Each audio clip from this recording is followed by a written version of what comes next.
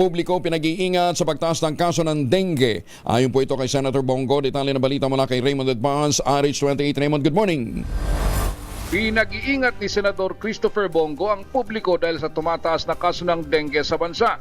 Sa kanyang pagtungo sa lalawigan ng Pampanga, nakiusap si Go bilang chairman ng Senate Committee on Health sa mga opisyal ng barangay na tulungan ang ating mga kababayan dahil sila ang unang takbuhan sa panahon ng pangangailangan. Hinimok nito ang lahat na sumunod sa 4S campaign ng Department of Health.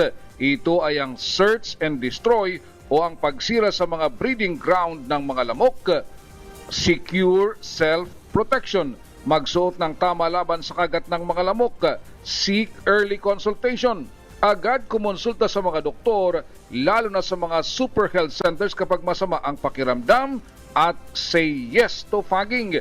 Dito papasok ang serbisyo ng mga barangay at mga health officials. Narito si Senador Christopher Bongo.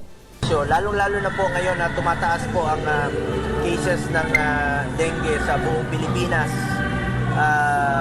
Mahalaga po sa akin ang kalusugan ng bawat Pilipino dahil katumbas po ng kalusugan ay buhay ng bawat Pilipino.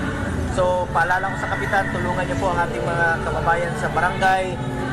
Yung 4S na paalala po ng DOH.